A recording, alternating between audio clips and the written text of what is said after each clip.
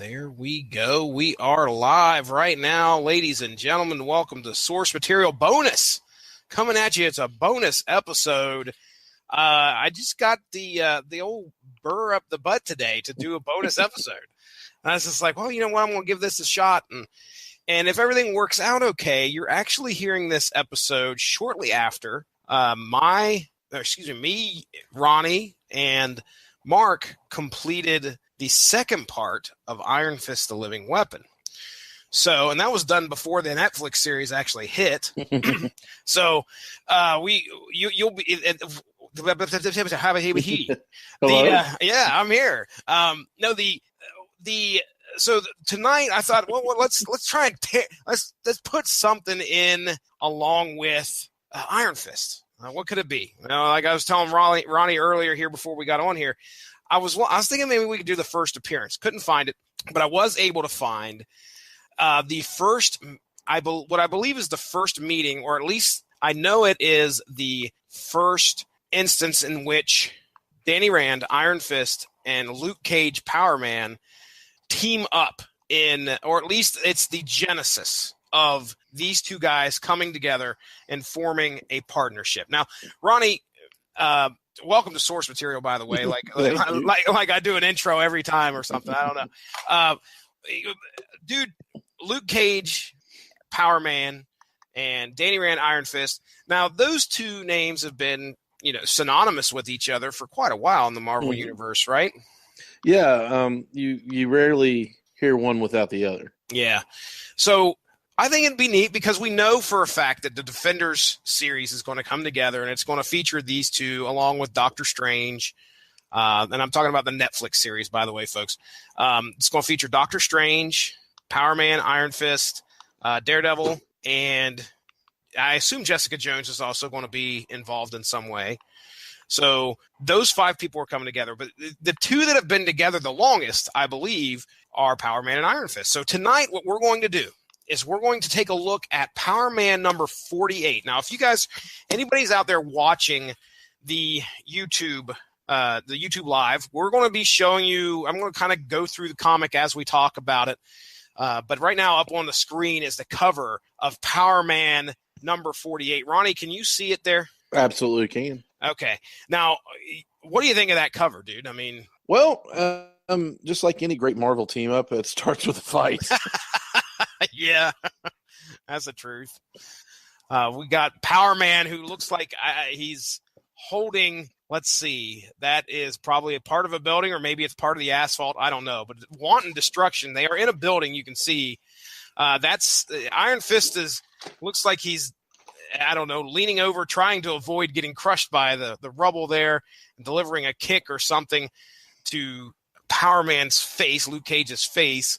But I'm going to just read this cover here for our listeners. You got some bad moves, ballet britches, but kung fu kicks and a flaming fist won't stop me from bringing this building down on your head. All right. There's so much wrong with that. I mean, first off, we don't really, and I'm not going to delve into the history of Power Man because, number one, I didn't do the research, so hey, there's that.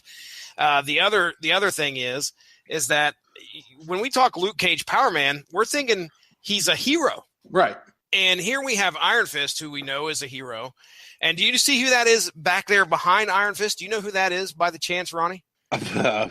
No. there is looks to be a redheaded girl back there. That's your girlfriend, Colleen Wing. Oh. Yeah. I don't recognize her. Yeah, there's going to be some neat. Now Listen. that me and you have seen both series, we've seen Luke Cage and we've seen Iron Fist. Yes. Just wait till we get into this issue because this came out, close to 40 years prior to the Netflix series coming out. There are going to be some neat references to some characters and some really crazy. I wouldn't say crazy, but the relationships between the characters almost are like, well, wait a second. So anyway, we'll get to that. Were you going to say something? I have to admit that I have a slight obsession with the actress that plays Colleen Wing on Iron I Fist. could tell. I could tell when we were talking about it a couple of nights ago with Screaming Boy. I was like, he's got a thing for her. He's trying. And what was funny was you were trying not to be like, gosh, she's pretty. She's so pretty. She's so hot. I don't blame you.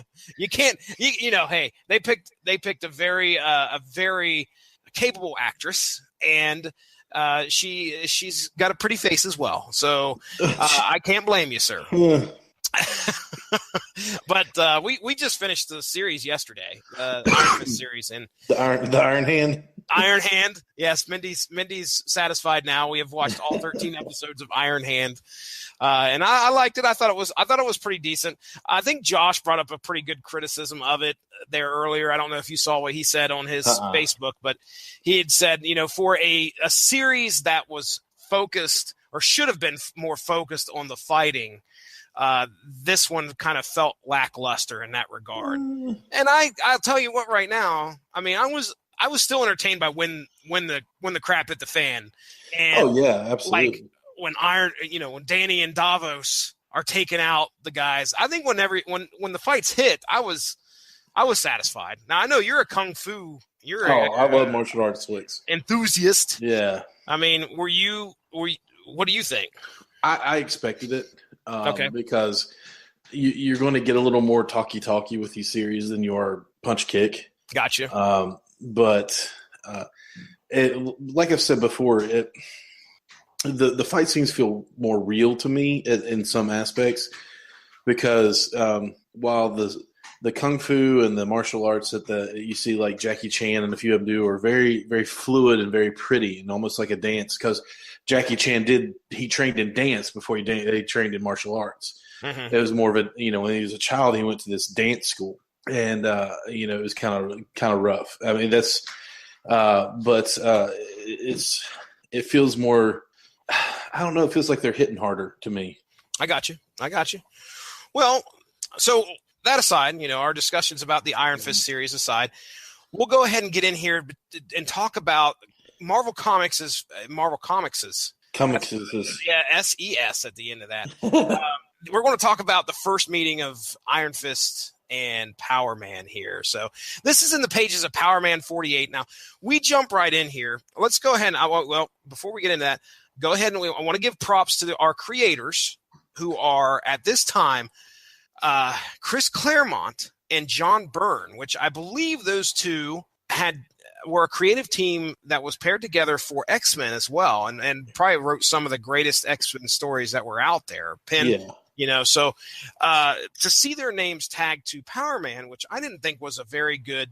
Well, when I go back in my comic book annals, I'm not looking for Power Man. I'm not looking for Power Man issues. Nothing stands out to me about that character, so I was never into this guy. And to see that they reached 48 issues, and back in the 70s, I'm sure they probably kept a pretty regular schedule of monthly, I would assume. I think it went up in the 120s, maybe a little more. Yeah. Well, what we have here is, and I want to read. I got this straight from the wiki, and I'll read it here. It says, eventually, Power Man sales became unsustainable. And this is right here when this happens, about around issue 48, a little bit prior to this. Marvel decided to combine his series with Iron Fist, another once popular superhero who could no longer support his own series, in order to save both characters from full cancellation. Iron Fist joined the cast of Power Man in a 3-part story arc in issues 48 through 50.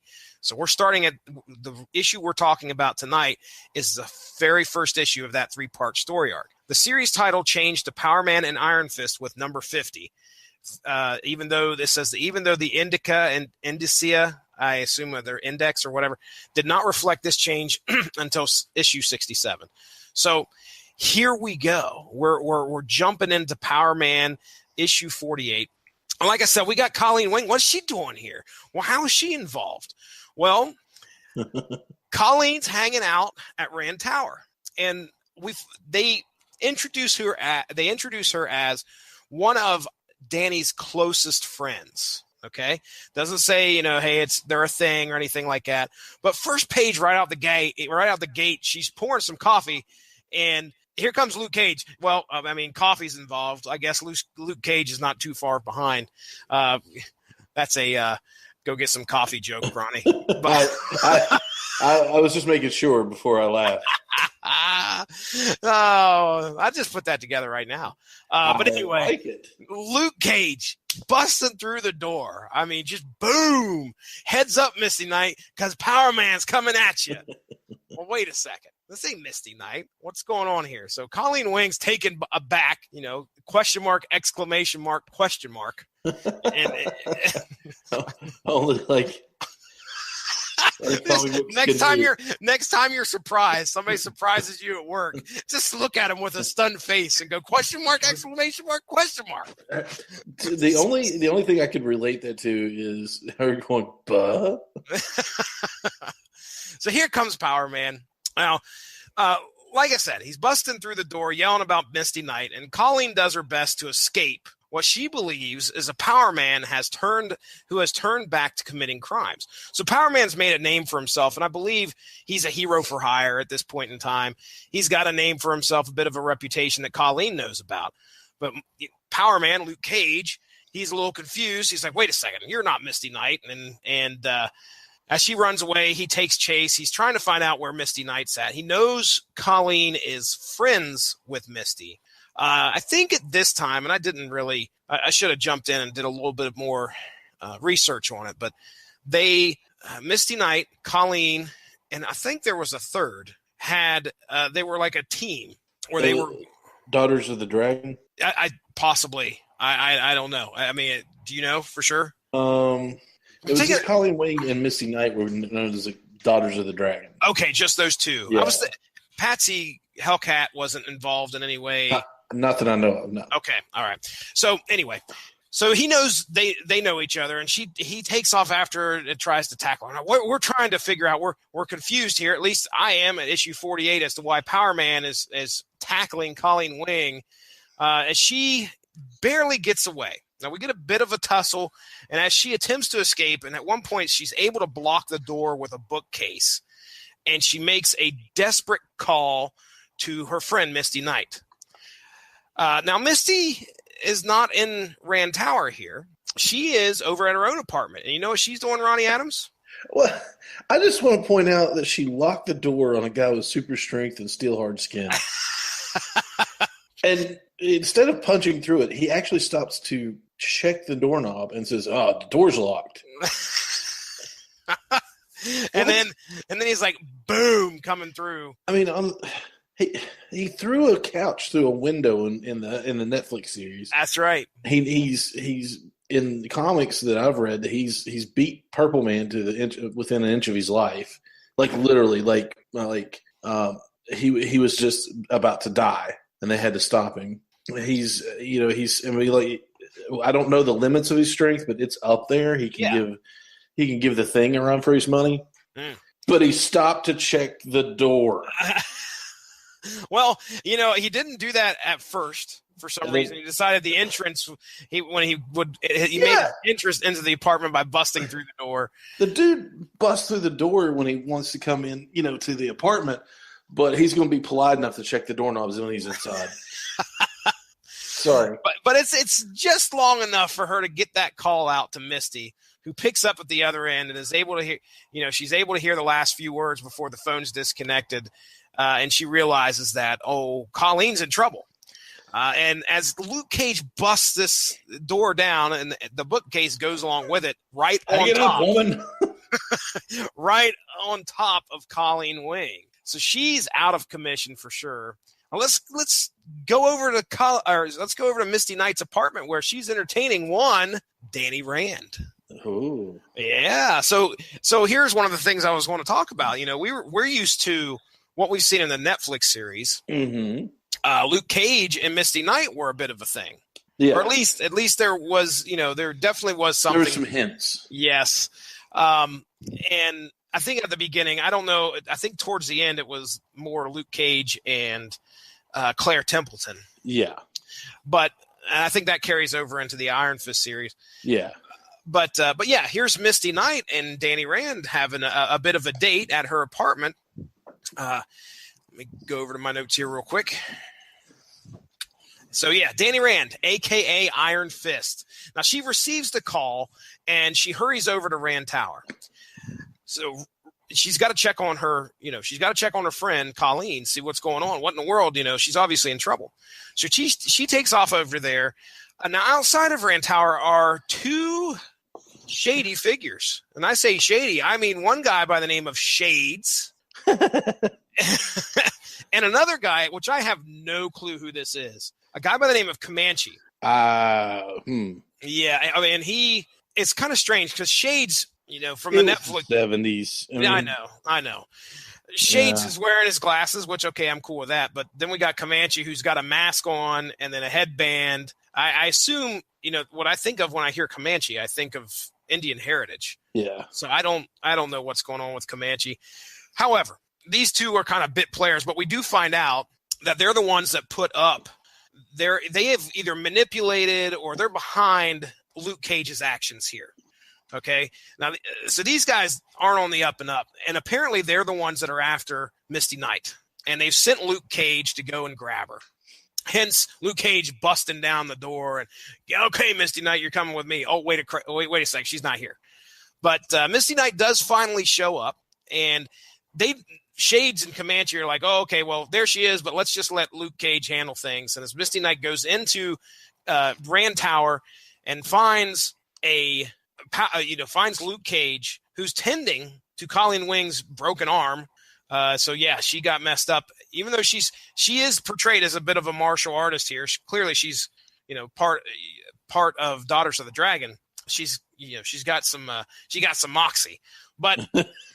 when a bookcase comes a falling on you, sometimes you just can't get out of the way. Yeah, all the moxie in the world can't help you then. That's right.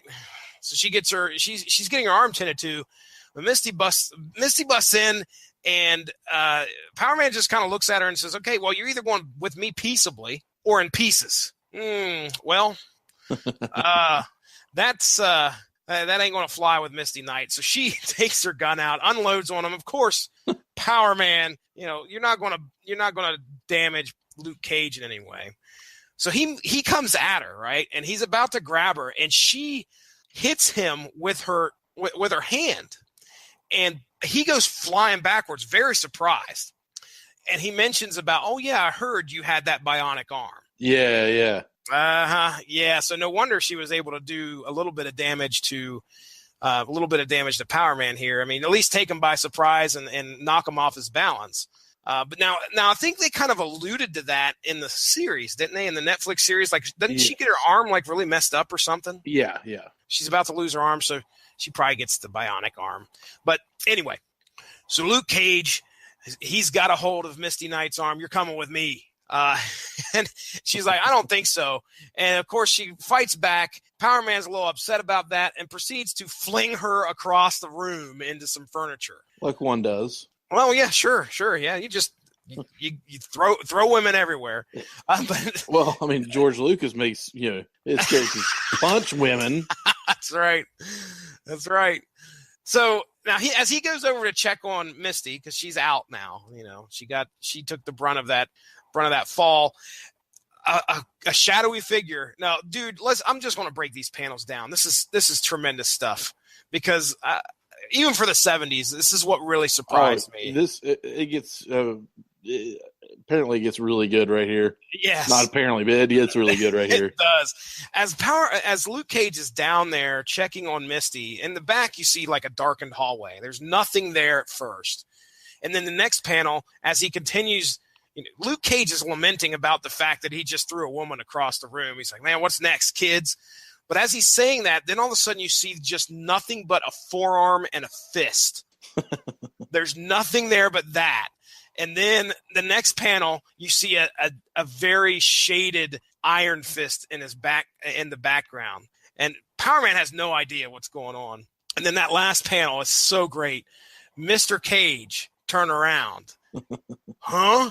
And he turns around, and the next page is probably one of the greatest. Dude, if I was reading this comic, they better have put that build up on like the second page. So when I turn the page, this splash page shows up, which is Luke Cage just flying out of a building. Yeah. You don't see a punch. all you see is the after effect, which is Luke Cage screaming bloody murder, flying through the air. It's all one page. It's beautiful. It's a beautiful splash. Yeah, it really is. And he, up to this point, Luke Cage is this. Power Man is just this unstoppable force against these women. And then when he meets the Iron Fist, or what I should say is when the Iron Fist meets him, things turned around. So probably one of the most epic pages I'd seen in quite a while. So what's even better is this next page as he's flying through the air and Shady Comanche are sitting there and their jaws are just dropped and they watch Luke Cage fly into a building and the building just comes down, which is it's uninhabited, by the way. It's an abandoned brownstone, but so nobody gets hurt. We don't have our what is it? Our what did Mark call it? He called it when it was the Man of Steel. Yeah, the Man of Steel effect, where when a lot of collateral damage didn't really affect too many lives here since this was abandoned. But anyway, so yeah, Shades and Comanche are like, okay, screw this. Power Man just went flying across there, and they get the hell out. They slam on the gas and they leave. We're done here. We're done. I don't know who could do that to Luke Cage, but whoever it is, we're not sticking around to find out. So they get out of they get out of Dodge, and now of course Power Man is not down for the count. He gets up out of the rubble and comes back, and we get a 3-page fight between Iron Fist and Power Man. And here's the thing: Power Man, it's in his name. Raw power. Okay. This guy has unbreakable skin. He looks tough. I'm sure he's got super strength, just like you said. If he can take on the Thing, you don't want to get hit by this dude. Right. So Iron Fist, when we went over his powers, I don't think he had like an innate healing ability or anything other than he could heal himself. Yeah. He can heal himself and others by sacrificing his chi. Yeah. He can augment his strength to a point, not like super strength, but he can definitely augment it. Yeah, and in this fight, I mean, we're looking at this 4-panel fight right here on this on this page. A lot of it is, Danny does not want to get hit. Iron Fist does not want to get hit by Power Man, so you've got to duck and dodge. And I don't know if you noticed, but I'm sure you did. A lot of what I saw in the Iron Fist Netflix series was when he fought, it was all about making sure that the other dude did not hit him. Yeah. And when he did, he would somehow either get out of the way and then use it to his advantage, or he would just, straight up let the other guy wear himself out and then he would attack or something like that. But, and that was similar to what's going on here. He doesn't want to get hit. So he just, he would duck and dodge and then use, what did he call it? Well, obviously on the cover, he called it ballet bridges. Here we go. Down here on the 3rd panel, he says, "You're playing Jackrabbit ain't going to save you forever, punk." But Danny Rand, Jackrabbit. That's right. He's getting out of the way, jumping around. Well, finally, I think Luke Cage has had enough. And I'm going to read this because this is great. He says, now I got to find it. Here we go. Just like I'm tired of waltzing to your kung fu tune, Iron Fist. So let's see how well you do your fancy footwork when you got no floor to dance on. And he proceeds to rip the floor of this apartment building apart. And it takes Danny Rand by surprise. He's laying on the ground, and in comes I'll tell you right now, you do not want to grapple with Power Man. No. Don't want to do it. And Iron Fist's not moving anywhere, and Luke Cage takes one hand, 2 hands, wraps it around Iron Fist's neck. And here we have, on this page, I mean, Iron Fist has got to do one or two things, and it's going through his head how to get out of this situation. I mean, right now, his vice grip-like hands are around his throat, squeezing every little bit of life out of him. And Rand's like, okay, I could go for this and blind him, or I could do an ear pop and do a killing blow, pop his eardrums, killing blow. But he's fading. He's fading fast. And what he realizes, he actually says there, he says, I sense at heart, Power Man is not a killer. So he knows that in in his actions, even though it may seem villainous, he's a pure at heart. And thank goodness Luke Cage recognizes what he's doing here. He realizes that he's not a murderer. And so he immediately lets go and lets Iron Fist get up. And that's pretty much the end. Iron Fist gets up, and then Iron Fist is like, well, okay, you need to explain what you're doing. Why are you doing this? Tell us why, Luke Cage. And Luke Cage laments that, I assume, since he cannot do what he needs to do, in other words, he can't bring himself to number one, grab Misty Knight and take her where these Shades of Comanche need him to go, which he mentions a guy by the name of Big Boss, the Big Man.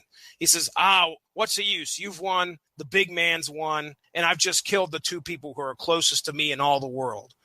So right there, it sounds like what he's saying is, I assume the big, we have no idea what's going on. It's not like, right. Okay. We only read this one episode. Get off our backs. They didn't. Issue, not episode.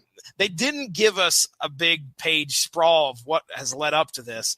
So my assumption is that Shades, Comanche, and Big Man put Luke Cage up to grab Misty Knight, and now he can't do it. And because he can't do it, I assume they've got a couple people that's close to him hostage. Yeah, I mean, let's face it, Shades and Comanche aren't exactly on on Kingpin or Doc Ock's level. They're working for somebody, not yeah. It ain't. Yeah, they're not the brains behind the whole thing. And I did a little bit of research on Comanche real quick. He was. Yes. He basically was the bad Hawkeye. Really, hand to hand and arrows, even trick arrows. Huh. Yeah. How does it have like a list of what was his first appearance by chance? No, I didn't go that far into it. Yeah. Well, at least we know a little bit more. Comanche. Well, I mean, it works, I guess. I don't. Well, okay. Let me go ahead and read what the next issue is going to be, which is Seagate is a lonely place to die. Now, Seagate was the prison, wasn't it? That's what I thought. Okay. It's been a while since I've seen the series. However, I dug this. I dug this issue. I thought this was actually really cool. Aside from the fact I don't really give anything from the 70s much credit, and that's really, that's me personally, because a lot of arguments could be made about some of the great work that happened in the 70s, especially with Marvel. But I always felt like some of the goofiest crap. We were coming out of the 60s, which was, we're trying to figure out if comics were for kids or if they were for adults. Okay, we can't have them for adults because kids are reading them. So we get the 70s, which is almost like a toned down. Okay, we just keep fighting bad guys after bad guys, and it didn't seem like there were any great stories. Now the thing is that I haven't read much of the 70s, so me saying that is really, I can't say that and know that for sure. Right, me too. So this story was great, and I don't know if it's because I have, I have that little bit of knowledge now of who Power Man and Iron Fist are, especially with the Netflix series, and of course doing this show. And reading Iron Fist: The Living Weapon. I don't think I've ever read anything with Power Man on here, or at least not covered it. I don't think you have. I don't think so. So I say this was a great story. I tell you right now, it was when they planned out the battle, I thought that was pretty cool. It does feel kind of like standard fare. Like, okay, here's Power Man.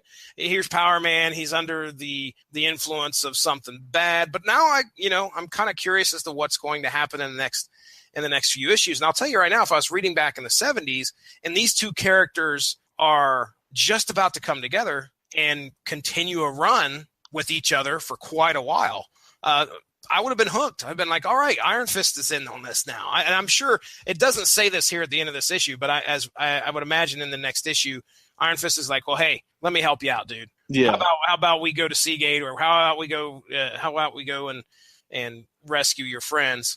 So it was I could tell you it was pretty neat to see these two come together, and it was fun little origin of this team. Oh, absolutely. I mean, you don't get, I've not, actually, this was the first time I've ever really been exposed to the origin of the team, Power Man and Iron Fist. Yeah. But, it was kind of like when I was reading comic books and I got into more than just, the Spider-Man and not that there's anything wrong with just being, involved with Spider-Man, but when I, found out there were more heroes out there, you just kind of always put them together, Power Man and Iron Fist. It was a peanut butter and jelly, So they were always together. And so, but I never really gave it a second thought of, how they came together or, why they came together.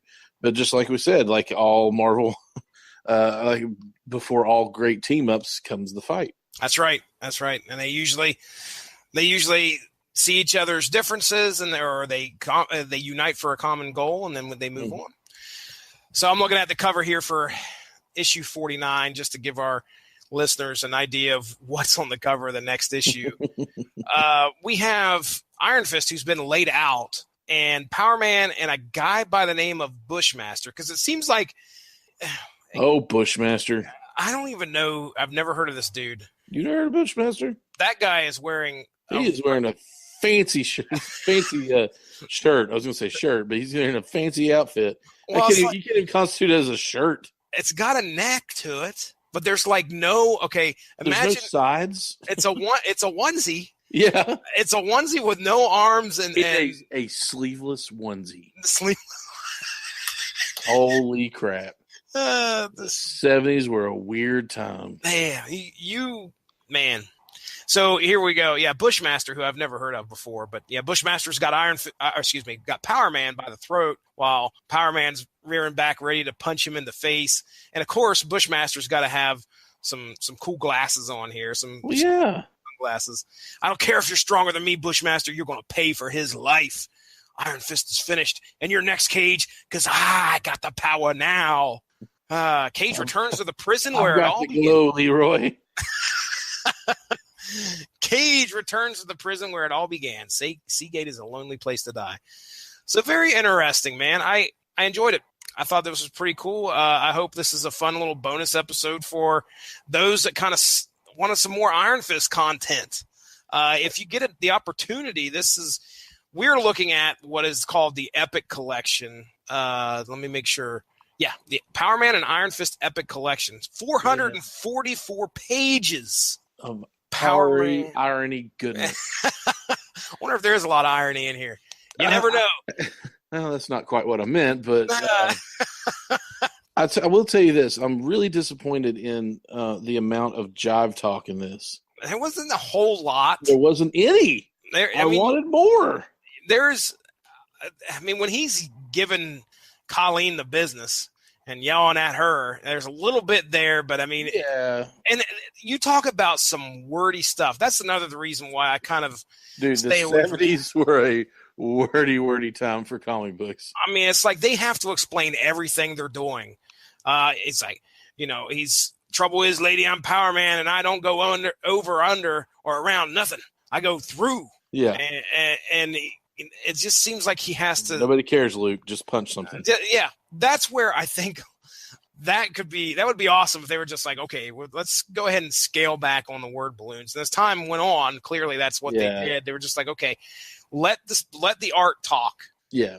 And you shut up. Did you ever read any G.I. Joe comics? I did. I read a few. Did you ever read the completely wordless one? The silent one? I have not read it. It's one of the most popular. I own it. Do you really now? Yeah. And it is Storm Shadow, I think. Well, it's definitely Zartan. Isn't Snake Eyes involved? Snake Eyes, Zartan, the ninjas everywhere. There are no words spoken through the whole thing.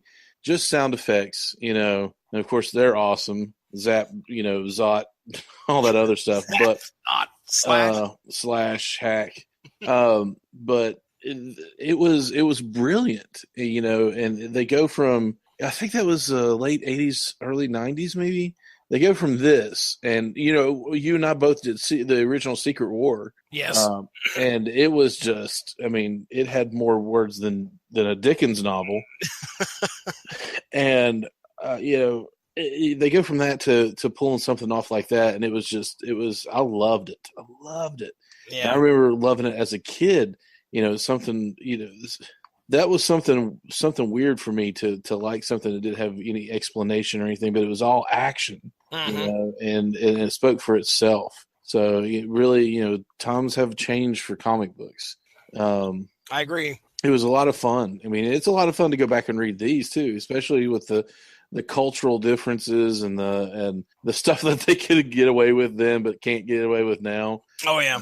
But it's really funny and sometimes a little embarrassing to read. Yeah, dude. I mean, when you read somebody, I'm pretty certain Chris Claremont's white. Yeah. And he has to write a black character. And, nowadays, a white person writing language like this is job talk, man. Yeah. I mean, and that was what was, I assume, popularized in the movies and pop culture at the time. Yeah. And they just took from that.